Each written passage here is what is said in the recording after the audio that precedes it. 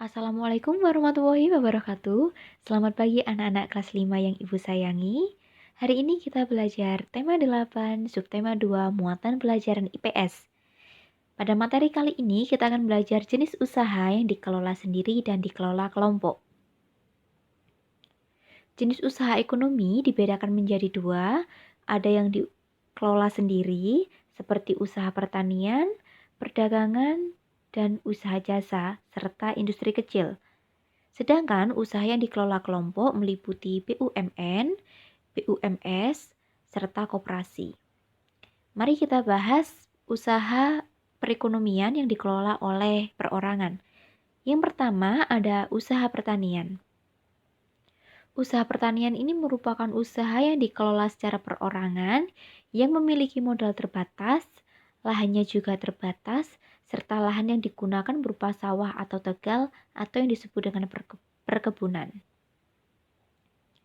Kemudian usaha jasa, usaha ini dilakukan secara perorangan. Contohnya, usaha salon, fotokopi, bengkel, laundry, penjual pulsa, ojek, dan lain-lain. Yang ketiga ada usaha perdagangan. Usaha perdagangan dilakukan secara perorangan dalam skala kecil sampai sedang. Contoh usaha perdagangan ada pedagang keliling, pedagang asongan, pedagang kaki lima, warung, serta toko kelontong. Dan yang keempat ada usaha industri kecil. Industri kecil dikelola secara perorangan merupakan industri rumahan atau disebut home industry. Contoh industri rumahan biasanya mengelola usaha kerajinan, pembuatan keramik, pembuatan anyaman, serta pembuatan keripik, tahu, tempe, dan lain-lain. Sekarang kita akan membahas usaha ekonomi yang dilakukan secara berkelompok. Yang pertama ada BUMN atau Badan Usaha Milik Negara. Ciri-ciri BUMN adalah modalnya dimiliki oleh negara, berbentuk umum atau disebut dengan perum, dan perseroan terbatas disebut dengan persero. Bergerak di bidang energi, listrik, dan komunikasi.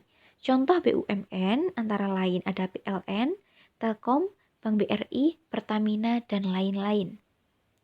Selain BUMN juga ada yang namanya BUMD atau Badan Usaha Milik Daerah. Merupakan usaha yang modalnya dimiliki oleh pemerintah daerah. Pemerintah daerah ini disebut dengan provinsi. Yang kedua ada BUMS atau Badan Usaha Milik Swasta. BUMS ini dibedakan menjadi tiga. Yang pertama ada firma, persekutuan komoditer atau CV, dan yang ketiga perseroan terbatas atau PT. Firma adalah usaha ekonomi yang didirikan oleh dua sekutu. Ciri-ciri firma yang pertama, anggotanya memiliki hak untuk bertindak, risiko kerugian ditanggung bersama, serta bergerak di bidang hukum dan keuangan. Sedangkan CV adalah usaha bersama yang didirikan oleh dua orang atau lebih dengan cara menyetorkan modal. Ciri-ciri CV yang pertama adalah ada sekutu aktif yang berperan sebagai investor dan pengelola. Sedangkan sekutu aktif berperan sebagai investor namun tidak ikut mengelola CV tersebut. Perseroan terbatas adalah usaha bersama yang didirikan oleh dua orang atau lebih. Ciri-ciri PT adalah modalnya menggunakan penjualan saham, dan yang kedua pemilik saham memperoleh keuntungan berupa dividen. Usaha ekonomi yang dilakukan bersama yang ketiga yaitu koperasi. Koperasi adalah bentuk usaha bersama yang beranggotakan perseorangan atau badan hukum atas kekeluargaan. Ciri-ciri koperasi yang pertama, modal diperoleh dari simpanan pokok dan simpanan wajib anggota, tujuannya untuk meningkatkan kesejahteraan anggota, dan simpanan pokok dibayar di awal saat menjadi anggota koperasi, serta simpanan wajibnya dibayar setiap bulan. Koperasi ini didirikan dan dikembangkan pertama kali oleh Dr. Andes Muhammad Hatta sehingga Dr. Andes Muhammad Hatta dijuluki sebagai Bapak Koperasi Indonesia. Bentuk-bentuk koperasi yang umum di Indonesia yang pertama ada koperasi konsumsi, yaitu koperasi yang menyediakan barang konsumsi seperti beras, minyak, sabun, gula, dan kebutuhan pokok lainnya. Tujuannya adalah untuk memenuhi kebutuhan konsumsi sehari-hari.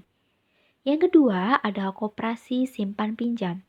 Koperasi ini menyediakan layanan simpan pinjam bagi anggotanya.